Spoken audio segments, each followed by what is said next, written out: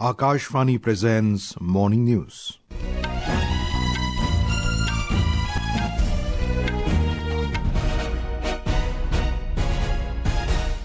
Good morning, I am Abhishek Mukhopadhyay. The headlines. Government approves 2 ropeway projects from Sonprayag to Kedarnath and Govindghat to Hemkund Sahib in Uttarakhand. Prime Minister Narendra Modi to be on a day-long visit to Uttarakhand today to address a public meeting in Harsil. External Affairs Minister S Jaishankar says Trump administration in US is moving towards multipolarity which suits India's interests. US pauses intelligence sharing with Ukraine after cutting off military aid. Khelo India Para Games 2025 to be held in New Delhi from the 20th of this month.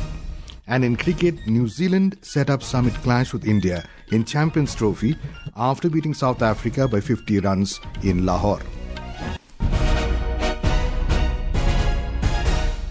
The government has given approval for the development of Sonprayag to Kedarnath ropeway with a length of 12.9 kilometers. Briefing media in New Delhi, Information and Broadcasting Minister Ashwani said the total cost of the project will be over 4,000 crore rupees. Mr. Vaishnav also informed about 12.4 kilometers Hemkund Sahib ropeway that is to be developed at a cost of 2,730 crore rupees. 8 to 9 hours की जो journey है that will become a journey of 36 minutes. श्रद्धालुओं को तो benefit होगा ही होगा और साथ ही साथ बहुत बड़ा जो लोकल बिजनेसेस हैं उनको बेनिफिट होगा और जो दिव्यांगजन हैं और जो हमारे बुजुर्ग साथी हैं उन सब के लिए भी एक बहुत बड़ी मेजर बेनिफिट इससे निकलेगा. Mr. Vaishnav said government has taken decisions for livestock health and disease prevention with a cost of 3,880 crore rupees. He said the vaccination program will be a major thrust area of this program. He said this will help the farmers. He said good quality and affordable generic veterinary medicines will be provided through Pashu Aushadhi. Prime Minister Narendra Modi will arrive in Uttarkashi on a day-long visit to Uttarakhand this morning. Mr. Modi will address a public meeting in Harsil. We have more from a correspondent. During his tour, the Prime Minister will visit Mukwa village, the winter abode of goddess Ganga, where he will offer prayers. Following this, he will take in the panoramic view of the Himalayas from Mukwa viewpoint and inspect the Uttarakhand winter tourism exhibition in Harsil. Additionally, he will flag off adventure sports rallies and trekking expedition while also addressing a public gathering. Security and administrative arrangements have been finalized ahead of the visit. This tour is seen as a significant step towards boosting tourism in Uttarakhand and giving national recognition to its winter destination. Chief Minister Pushkar Singh Dhami stated that the Prime Minister visit will contribute to the state's economic growth. प्रधानमंत्री जी के आने के बाद economy को बहुत बड़ा boost मिलेगा और हमने जो शीतकालीन यात्रा प्रारंभ की है उसको बहुत प्रोत्साहन मिलेगा. Sakshi Singh, Akashvani News, Dehradun. Union Minister for Labour and Employment Dr. Mansukh Mandavia has said India's social security coverage has doubled from 24.4% to 48.8%.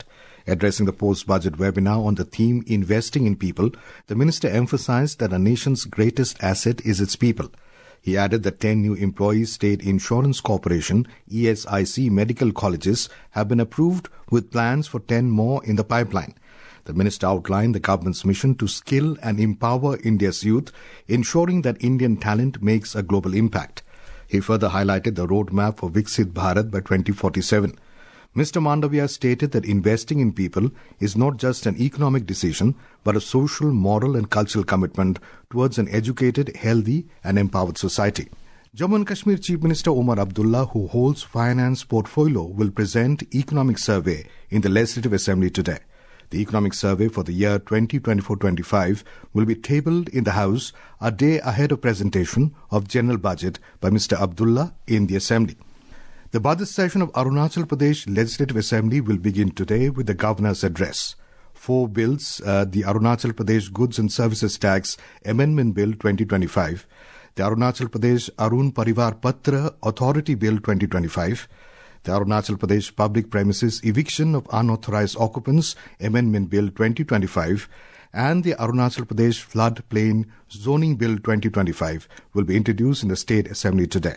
The 5-day assembly session will conclude on March 12th. Sahitya Academy will organize its annual Festival of Letters Sahitya Utsav, Asia's largest literature festival at Rabindra Bhavan in New Delhi from the 7th to the 12th of March. Addressing the media in New Delhi, Secretary of the Sahitya Academy, Dr. K. Srinivasa Rao, said that this six-day event will be inaugurated by Union Minister for Culture, Gajendra Singh Shekhawat. Over 700 writers from different parts of the country representing more than 50 languages will participate in the festival. The event will feature nearly 120 sessions. The theme of this festival is Indian literary traditions. It will feature young writers, women writers, Northeast and tribal writers, LGBTQ writers and poets alongside renowned writers, translators, publishers, poets and distinguished personalities from various fields. The Festival of Letters is open and free for all literary lovers and those who wish to experience the flavour of India's longest running literature festival. In Uttar Pradesh, an active terrorist of the Babbar Khalsa International BKI with alleged links to Pakistan's ISI was arrested from Kaushambi district in the early hours today in a joint operation by UP, STF and Punjab Police. The suspected terrorist Lajar Masi, a resident of Kurlian village in Ramdas area of Amritsar, Punjab, was nabbed around 3:20 a.m. Additional Director General of Police UP Special Task Force Law and Order Amitabh Yash said that the operation was carried out in the Kokhraj police station area of Kaushambi. He said as per available information, the arrested terrorist works for Swan Singh alias Jivan Fauji, the head of the German-based module of the Babbar Khalsa International, and is in direct touch with Pakistan-based ISI operatives. UPSTF has recovered some explosive material and illegal arms from the terrorist. The ADG said this terrorist had escaped from judicial custody in Punjab on September 24th last year. This is Akashvani giving you the news. For quick news updates around the clock, follow us on our X handle at AIR News Alerts. And for details of stories and more, log on to our website www.newsonair.gov.in and download news on AIR app. External Affairs Minister S Jaishankar has said that the US administration under President Donald Trump is moving towards multipolarity, which suits India's interests. Dr. Jaishankar said that the United States foreign policy shift under President Trump was expected and it suits India in many ways. External Affairs Minister was addressing a session titled India's Rise and Role in the World at the Chatham House think tank in London yesterday. Dr. Jaishankar is on a 6-day visit to the UK and Ireland. President and an administration which in our parlance is moving towards multipolarity, and that is something which suits India, and by practicing promoting. Since 1945 one tends to think and talk about the United States as US and the Western world, so it's more like a bloc rather than a nation. US's own self-perception is now more as a nation and perhaps a little less as a bloc. Responding to a question on resolving issues in Kashmir, Dr. Jaishankar said removing Article 370 was step number 1, restoring growth and economic activity and social justice in Kashmir was step number 2, and holding elections with a very high turnout was step number 3. He said India is waiting for the return of the stolen part of Kashmir, which is under illegal Pakistani occupation. When that is done, Kashmir issue will be solved, he said. Removing Article 371, then restoring growth and economic activity and social justice in Kashmir was holding elections which were done with a very high turnout. The part we are waiting for is the return of the stolen part of Kashmir, which is under illegal Pakistani occupation. When that's done, I assure you, Kashmir solved. On China, Dr. Jaishankar noted some positive movement since October 2024, including the opening of the Mount Kailash pilgrimage route in Tibet. US has paused intelligence sharing with Ukraine alongside a military aid freeze, part of a pressure campaign to force its government to cooperate with the White House's plans to end the country's war with Russia. The CIA Director John Ratcliffe and the National Security Advisor Michael Waltz both confirmed the pause in intelligence support, but suggested it could be short-lived if Ukraine quickly came back to the negotiating table. In US, a 27-year-old student from Telangana was shot dead by unidentified persons in Wisconsin. Praveen, a native of Keshampet Mandal in Shadnagar constituency, Rangareddy district, was in his second year of a master's program while working a part-time job. The tragic incident has left his family and community deeply shocked. His family members informed that the circumstances leading to his death were not clear.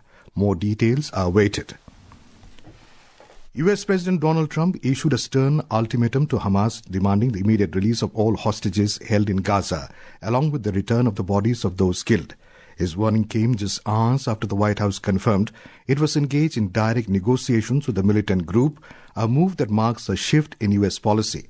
He further pledged to provide Israel with everything it needs to eliminate Hamas, warning that not a single Hamas member will be safe if the hostages are not released. In a social media post, Trump described the situation as urgent, saying that Hamas should not delay the release of the hostages or the bodies of those killed. He condemned their actions, calling them sick and twisted for holding on to the bodies of the victims. In Pakistan, at least 4 people were killed and 5 others injured in an explosion in a market in the restive Balochistan province yesterday. Police said an improvised explosive device, IED, was attached to a motorbike which was parked in the Nal Bazaar in Khujdar. According to reports, some vehicles were also destroyed in the blast. In a statement, Balochistan Chief Minister Mir Sarfaraz Bukti strongly condemned the blast, saying that orders were issued to provide the injured with the best medical care available. Eyal Zamir has taken over as the 24th Chief of the Israel Defense Forces, IDF. He has warned that Israel's multi-front conflict would be ongoing and vowed to strike its enemies with tremendous force. Zamir assumed his new role during a change of command ceremony at the Kiryat military base in Tel Aviv following government approval of his appointment. Moving on to the world of sports, Khelo India Para Games 2025 will be held in New Delhi from the 20th of this month. We have a report.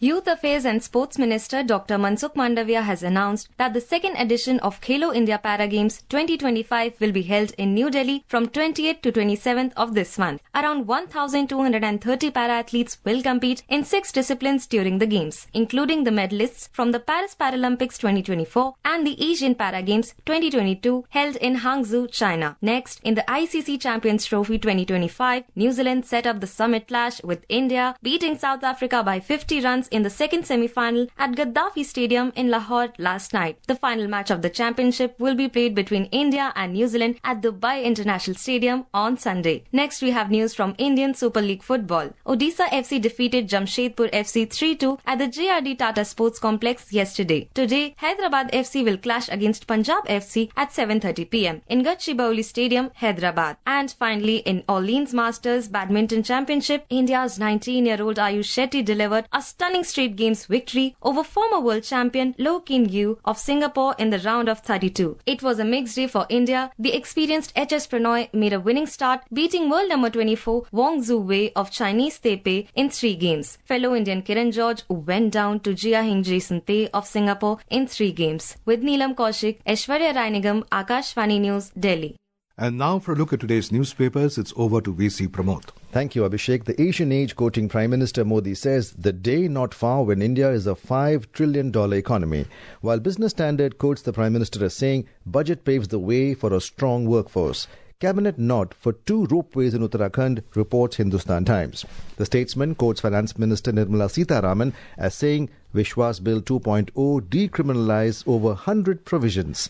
The Times of India, quoting External Affairs Minister S Jaishankar, says, India-UK ties help stabilize uncertain, volatile world.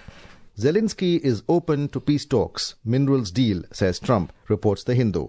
Table tennis legend Sharat Kamal retires, leaves unmatched legacy, reports the Indian Express. And finally, LeBron James becomes first to score 50,000 combined points in NBA, reports the Pioneer. And with that, it's back to you, Abhishek. Thank you, Pramod. And now, before we end the bulletin, the headlines once again. Government approves 2 ropeway projects from Sonprayag to Kedarnath and Govindghat to Hemkund Sahib in Uttarakhand. Prime Minister Narendra Modi to be on a day-long visit to Uttarakhand today to address a public meeting in Harsil. External Affairs Minister S Jaishankar says Trump administration in US is moving towards multipolarity, which suits India's interests. US pauses intelligence sharing with Ukraine after cutting off military aid. Khelo India Para Games 2025 to be held in New Delhi from the 20th of this month. And in cricket, New Zealand set up summit clash with India in Champions Trophy after beating South Africa by 50 runs in Lahore. And with that, we end the morning news. Have a nice day.